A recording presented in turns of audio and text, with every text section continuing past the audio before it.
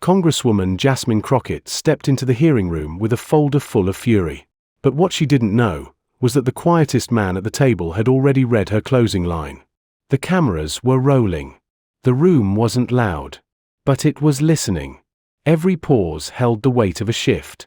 Today's hearing wasn't about housing. Not really. It was about who still owns the moral microphone in America. Before we begin, comment where you're watching from, and subscribe for more stories that don't blink. No time restrictions. No interjections from chair. Today's hearing is unrestricted, for the cameras, and for the country. Jasmine Crockett stood at the center podium, holding up a printed photo, slightly bent at the edges, not pristine. The kind of paper that says, "I printed this myself. At home. With purpose." Her voice was precise, practiced, clipped just enough to cut. She stood firm. "I'll repeat myself. She served in the Marine Corps. Now she washes her kids' underwear in a gas station sink." The sentence didn't crash. It settled, like fine dust in a room already covered in it. No movement. No cough. No rebuttal. But no one looked away. She lifted her chin. Her eyes swept the room, not with hope. With protocol. Like someone who'd filed this exact grievance a dozen times, and memorized where the silence lived. In her hand, a color photo of a beat-up Ford Bronco. The back window was patched with military camo, a jacket turned curtain. She continued, voice steady. "Maria Alvarez. Fallujah. 2009. 3 years in forward support. Now. 2 kids. 1 car. No fixed address. And a government that calls this market correction." A few pens started scribbling. The senior journalists did not. They'd already memorized the thesis. Still, she did not look at Arnold. Not yet. Across the panel table, Arnold Schwarzenegger lifted his wrist, checked the watch. Not for the time. The second hand had stopped. His hand lingered on the glass, then dropped quietly onto the wood. Still present. But unsignaled. Jasmine Crockett went on. "I'm not here to recite a fiscal report. I'm here to ask Mr. Schwarzenegger, a man who once played the protector, why he chose to side with the ledger instead of the soldier." Camera 2 began a slow leftward drift, but didn't land on Arnold yet. A Republican senator seated behind Arnold adjusted his tie, then tapped a pen twice. Softly. He leaned toward his aide, just enough for the boom mic to catch it. The senator whispered, "Here comes the theater again." Arnold didn't turn. But he heard it. And this time, he moved. A blink. Deliberate. Then his head tilted slightly right, not to acknowledge. To accept. "I hear you. I am calculating." The room didn't shift yet. But something began to recenter. Jasmine Crockett stepped forward half a pace, the podium now slightly behind her. She spoke with weight. "This room may care about percentages. But I care about the streetlight bouncing off a windshield while a child tries to finish homework on a cracked iPad. I don't care what the budget dictates. I care about every no he logged in last year's vote record." The camera retracted slowly. She was still speaking, but the frame began to breathe wider. Less zoom. More room. From somewhere near the press gallery, a reporter shifted in their chair, the creak just audible enough to register discomfort. Jasmine tapped her finger, firmly, on the photo of the Bronco. Her tone cut again. "When you opposed the Emergency Housing Support Act, you didn't just withhold funds. You erased the last dignity a veteran holds onto, the belief they haven't been left behind." Now camera 3 shifted, and revealed Arnold's profile. Strong overhead light bisected his face. Half in glow. Half in shadow. His hands remained motionless, except for one thumb grazing the side of his watchband. Jasmine Crockett delivered her next words not as accusation, but as conclusion. "I'm not calling you a villain, Mr. Schwarzenegger. I'm saying, somewhere along the way, you forgot how to bow your head before a small, human truth. Small like a 6-year-old brushing her teeth at a highway rest stop." She paused. For the first time, not by choice. The line landed. But no one nodded. One aide, who had been scribbling, stopped mid-stroke, didn't look up, and for the briefest second, Jasmine glanced around. Not in fear, not in doubt, but as if checking a map and realizing the path forward just forked. From the panel dais, the hearing moderator tapped his pen gently, a timing cue. Not a rebuke. But Jasmine read it. She nodded once. So I'll end with a single question. Mr. Schwarzenegger, if you're not the protector in this role, what role exactly are you playing? And then, nothing. No rustle. No cough. No objection. The whole room waited. Not out of respect. Out of curiosity. What now? Arnold didn't look at her. Didn't look at the cameras. He lifted a pen. Twisted it once between his fingers. Set it back down with an audible click. A signal. Not to answer. To begin. From the media section, a senior correspondent lowered her glasses. Folded them into a notebook. Her intern beside her whispered, "Was that a response?" She didn't answer. Overhead, the rig-mounted camera dropped 2 degrees. The frame reoriented. The room had started to watch differently. The hearing room hadn't shifted, but the air inside had. Not louder. Not warmer. Just more awake. Jasmine Crockett remained upright behind the podium. She didn't blink. Not because she didn't want to, but because, for this moment, she believed stillness could carry her further than momentum. In her hand, a second photo. Folded once. Creased. Not crumpled. Jasmine Crockett unfolded it with care, like she didn't want to bruise the man inside it. She didn't raise her voice. She let the microphone do the lifting. Jasmine Crockett leaned into the silence. Thomas Jenkins. Infantry. 3 tours. Came back with shrapnel in his shoulder, and a citation from the state of Texas. A pause. Longer than necessary. She tapped the photo twice against the podium. Not to make a point. To hold her timing. Jasmine Crockett continued. He's been sleeping under the I-35 overpass for 6 years. Calls it his open-air VA office. Said it's the only place the country doesn't ask him for papers. She didn't laugh. No one did. Across the room, someone shifted a water glass. Not loud, but clear. Arnold Schwarzenegger hadn't looked at her once. His eyes rested somewhere in the neutral middle, not quite the ceiling, not quite the floor. A gaze designed not to provoke. He lifted the pen again. But this time, he didn't write. He simply turned it upright. Rested the point on the table. His fingers around it, like a hand on a sword's hilt. He let it stand. The camera above adjusted, not in speed, but in altitude. A slow descent. The frame boxed tighter. One man. One gesture. Jasmine Crockett stepped slightly to the side, not retreating. Her eyes tracked the motion of the lens, not of the man. She pressed the photo of Thomas Jenkins down on the table beside the MIC gently, like she was setting down something that still breathed. No one interrupted. The Republican senator who had whispered before now turned his head, just enough to look at Arnold. But Arnold didn't flinch. Didn't signal. Didn't even shift his weight. His pen remained standing. From the back row, a journalist removed her earpiece. A slow motion. Deliberate. She scribbled something in the margin of her notebook. 2 words. It moved. The hearing moderator coughed lightly, not to interrupt, just to remind the room that time still existed. But no one seized the moment. Jasmine Crockett didn't fill the silence. Arnold didn't step into it. Instead, the silence began to take form. The camera on the left rail began a glide. Slowly. From Jasmine's shoulder to Arnold's pen. No dialogue. No rebuttal. But the room knew. This wasn't inaction. This was precision. And somewhere between the pen and the lens, the moral axis tilted. Not toward a side. Toward a shift.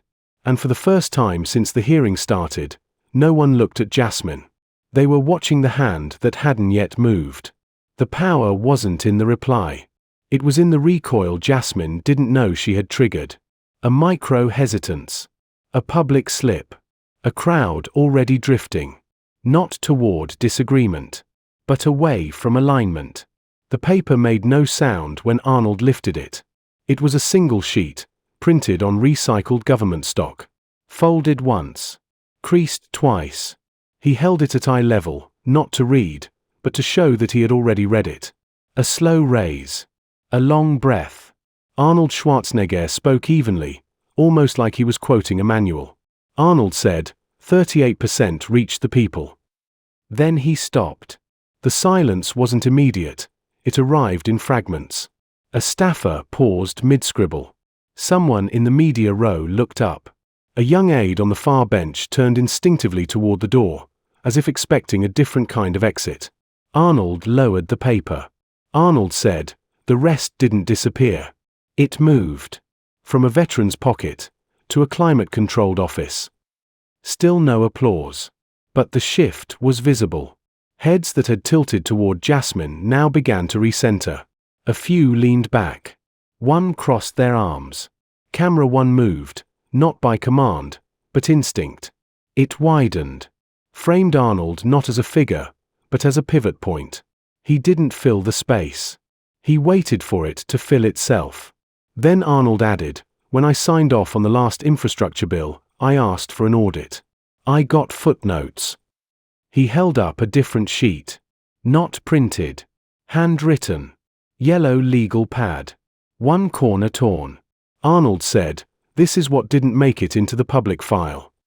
He placed it flat on the desk, palm pressing it into visibility. Arnold said, $212 million in dispersal delays. 12 firms. 4 of them registered to the same post office box. One listed a forwarding address, in the Cayman Islands. This time, someone coughed. Not out of sickness. Out of shift. Jasmine Crockett turned slightly, just enough to glance at the camera without turning her back to the panel. Arnold didn't address her. He looked down at the pen. The same pen. He didn't lift it. He just spun it with one finger. And said, so maybe the question today isn't whether I forgot how to bow my head. It's who's been standing so tall, they forgot to look at the receipts. He didn't move again. He didn't need to. The floor had shifted. Not with thunder. With alignment. She bends down to retrieve a page. It wasn't dropped for effect. It simply slipped, a half-folded printout that escaped her folder. As she rises, Jasmine Crockett doesn't look at Arnold. Or the panel. Or the crowd. She looks directly into the space between, that odd blind spot between the desk microphones and the overhead rig. A spot where no eyes live, only framing. 1 second. No more. She opens the folder again. Slowly. Her fingers rest on the first page, a line graph in red. Her eyes don't read it. They hover. And keep hovering. The hearing moderator shifts in his seat, an unintentional rustle, but even that doesn't break the suspension. She blinks. Once. Then again. Faster. A beat later, she speaks. But not with declaration, with formality. Jasmine Crockett adjusted the paper flat against the podium. I'd like to return to the median wage displacement figures, she stops. Then restarts. I'd like to return to the data. The repetition wasn't scripted. And something about it, registered. A junior staffer behind her, someone who had been nodding 2 chapters ago, now glances down at his phone, not checking time. Just looking elsewhere. The camera on the left doesn't punch in. It retracts. Just slightly. Arnold remains still. But the light above him, brighter now due to an unnoticed aperture shift, reflects slightly off the nameplate in front of him. The text blurs in the feed. But the shape, the weight, of presence doesn't. Jasmine lifts her hand. It hovers near her temple, not theatrical. Not wiping sweat. Just rests. 2 fingers against the skin. A signal too small to stage, too human to ignore. The panel waits. No one interrupts. No one rescues. For the first time, Jasmine Crockett appears not unsure of her facts, but unsure if they still belong to her. She lowers her hand. Straightens a page that wasn't crooked. Then she speaks again.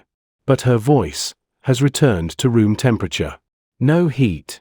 No conviction. Only the cadence of someone still standing, but one step further from where they began. The microphone didn't pick up his chair, but the silence did. Arnold Schwarzenegger stood. No theatrics. No throat clearing. No glance at his notes, there were none. He didn't walk to the podium. He didn't need the height. He simply placed one hand on the table, a resting gesture, not a support, and said, "Carl wrote a letter." The room didn't react. Not at first. Then a chair creaked, 3 rows back. A staffer froze mid-type. One camera operator instinctively zoomed without being told. A second camera adjusted its focal length, slowly, instinctively, shifting from wide angle to mid-frame. The boom mic, suspended overhead, lowered 2 notches, as if even the equipment had become unsure of where to aim. Arnold continued, but he died before it arrived. His tone never shifted. It didn't mourn. It didn't accuse. It declared. Jasmine didn't move. Not because she was struck, but because the room no longer leaned her way. From above, camera 7 descended by 2 degrees. The logo of the United States Congress came into frame, not front and center, but behind Arnold, like a watermark. A subtle refocus pulled attention away from faces, toward formality, toward finality. Arnold's gaze lifted. He didn't search the room. He addressed it. A roof isn't built with tears. There was no flick of irony. No cadence engineered for applause. The line fell like a flat stone on still water, no splash. Just ripple. In the 3rd row, a junior policy aide uncrossed their arms. Somewhere behind them, a legal advisor lowered his pen. Jasmine shifted her weight. Not a stance of offense. A recalibration. Her folder, which had been perched on the edge of the podium, slipped slightly. She caught it, quickly, but not neatly. Her fingers fumbled one corner. The staffer next to her turned their head half an inch, a gesture that said, without speaking, "Are you still leading this?" Arnold didn't watch any of this. He just stepped back. Not toward his chair. Just away, like a man who had delivered the load, and no longer owned its weight. The committee chair shifted, but said nothing. No gavel. No summary. No call for recess. Instead, a journalist scribbled one word onto her pad, shift. From the gallery, the boom mic panned slowly back to neutral, as if the room itself had let out a long, barely audible breath. A second boom mic, the one above Jasmine, didn't move. It lingered, waiting, but the floor beneath her didn't rise again. Jasmine lowered her folder, didn't close it, didn't open it, just held it. One of the aides behind her started typing again. Not because they were told. Because it felt like the script had changed.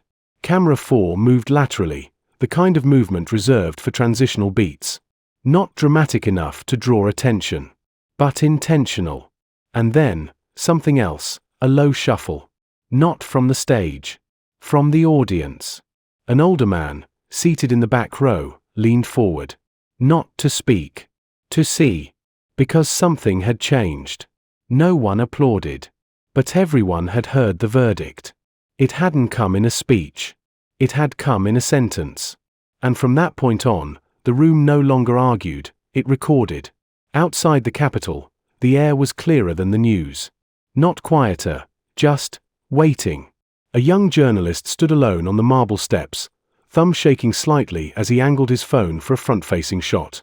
He wasn't broadcasting for a network. This wasn't his job. Not really. But something had happened in that room. He steadied his voice, barely. I thought this was just another hearing. A pause. He glanced toward the rotunda doors, still cracked open. I was wrong. The phone caught the last reflection of the congressional seal on the glass. Today, I watched a room full of power stop, not because it was told to, not because it ran out of arguments, but because one man spoke 6 words. Cut to the clip. Arnold Schwarzenegger. Standing. Center frame. His voice, even. Not raised. Not rehearsed. His eyes, locked. A roof isn't built with tears. That was it. The clip lasted 23 seconds. It hit social media before the hearing technically adjourned. Hashtag #ColdClarity, trending within the hour. The comments weren't loud. They were sharpened. At VetMom78, no theatrics. Just a cut to the bone.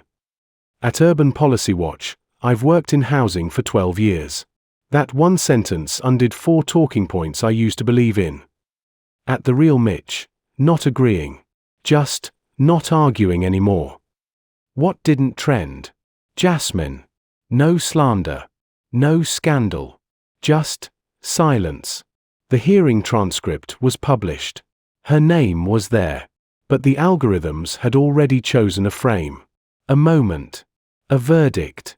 Back inside, the committee hall emptied like a theater after a play no one clapped for. Staffers collected folders. Senators avoided eye contact. Not with each other. With the echo. Jasmine remained seated longer than anyone. Not frozen. Just unplugged. Like someone whose MIC was still hot, but whose script had gone missing. She looked down at the folder on her lap. The same one from the opening remarks. She flipped it open again. Page 1. She blinked. But the words didn't reappear. No tears. No dramatic exit. She stood. Not slowly. Not defiantly. Just quietly. From the press gallery, one of the older correspondents, the kind who still carried a notebook, said to no one in particular, "She lost the room." Another replied, barely above a whisper, "No. The room found something else."